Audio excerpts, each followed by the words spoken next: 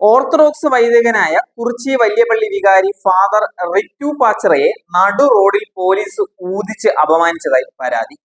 പള്ളിയിലേക്ക് പോവുകയായിരുന്ന വൈദികനെ മദ്യപിച്ചോ എന്നറിയാൻ തടഞ്ഞു നിർത്തി ബ്രീത്ത് അനലൈസറിൽ ഊതിച്ച് പരിശോധിക്കുകയായിരുന്നു. വനിതാ എസ്ഐയുടെ നേതൃത്വത്തിൽ പോലീസ് പരിശോധന നടത്തിയത്.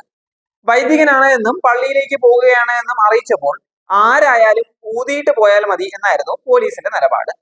നടു റോഡിൽ നാട്ടുകാർ നോക്കി നിൽക്കെയാണ് പോലീസിന്റെ അപമാനത്തിന് ഇരയായത് എന്നും പറഞ്ഞ് ഓർത്തഡോക്സ് സഭ മുഖ്യമന്ത്രിക്ക് പരാതി നൽകിയിട്ടുണ്ട്. ആർക്കും ഇപ്പോഴും പരാതി നൽകാം, പക്ഷെ പരാതി നൽകിയതിൽ കഴമ്പുണ്ടോ?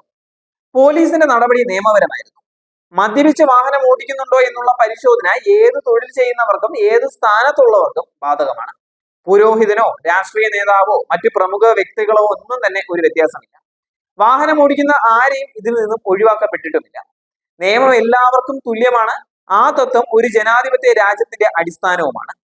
പുരോഹിതൻ പരിശോധനയുമായി സഹകരിക്കാൻ തീരുമാനിച്ച് ഒരു മടിയും കൂടാതെ ഉപകരണത്തിലേക്ക് ഊതിയിരുന്നുവെങ്കിൽ അത് സമൂഹത്തിന് ഒരു മാതൃകയായി മാറുമായിരുന്നു. പുരോഹിതൻ പോലും നിയമത്തിന് മുന്നിൽ വിനയത്തോടെ തലകുനിക്കുന്നു. ആരും നിയമത്തിന് അതീതരല്ല എന്നുള്ള സന്ദേശവും നൽകും. ഈ പരാതിക്ക് പകരം അത്തരമൊരു വാർത്ത മാധ്യമങ്ങളിൽ വന്നിരുന്നുവെങ്കിൽ അത് പൊതുജനങ്ങൾക്ക് പ്രചോദനമാവുകയും സഭയുടെ ധാർമ്മിക ശക്തിയും പോലീസിന്റെ വിശ്വാസ്യതയും വർദ്ധിപ്പിക്കുകയും ചെയ്യുമായിരുന്നു. ഇട്ടിരുന്ന വേഷത്തോടുള്ള ബഹുമാനം കാരണം പോലീസ് അദ്ദേഹത്തെ ഒഴിവാക്കിയിരുന്നെങ്കിൽ അത് തുല്യത എന്ന തത്വത്തിന് അപകടകരമായ കോട്ടം വരുത്തുമായിരുന്നു. കൊടുത്തിരിക്കുന്ന പരാതിക്ക് പോലീസ് അവരുടെ കടമയാണ് ചെയ്തത്, നിയമം എല്ലാവർക്കും തുല്യമായി ബാധകമാണ് എന്ന് സർക്കാർ പറഞ്ഞാൽ അവിടെ മോശക്കാരാകുന്നത് ഓർത്തഡോക്സ് സഭയാണ്. പോലീസ് നിയമത്തിനകത്താണ് പ്രവർത്തിച്ചത്. ഒപ്പം മതനേതാക്കൾ സഹകരിക്കുന്നതിലൂടെ നിയമത്തിലുള്ള പൊതുജന വിശ്വാസം ശക്തിപ്പെടാൻ സഹായിക്കുകയും ചെയ്യും. നിയമം എല്ലാവർക്കും തുല്യമായി നടപ്പാക്കണം. ഒരു കാര്യവുമില്ലാതെ പോലീസ് വന്ന് ആരെയും അനാവശ്യം പറയുമോ? പരാതിയിൽ പറയുന്നത് പോലെ സംഭവിച്ചില്ല എങ്കിൽ അതിന് ഉത്തരവാദി വൈദികൻ തന്നെയായിരിക്കും.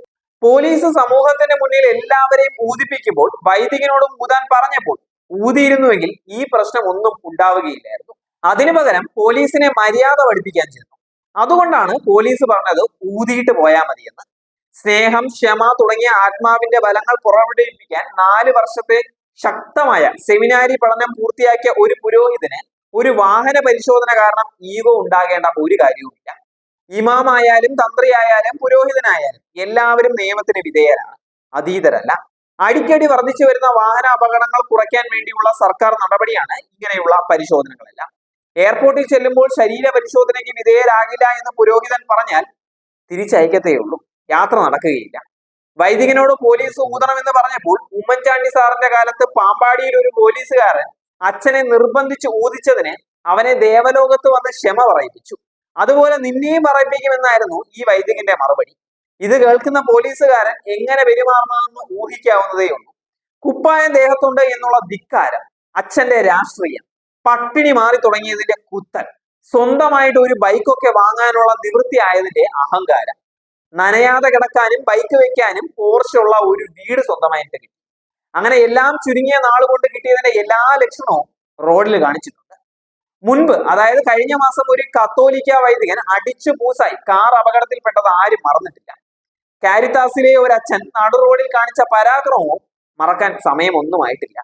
ഇങ്ങനെയുള്ളവരാണ് ഇമാതിരി നടപടികൾ വിളിച്ചു വരുത്തി ഭൂരിഭാഗം വരുന്ന പുരോഹിതരെ അവഹേളനത്തിന് ഇരയാക്കുന്നത്.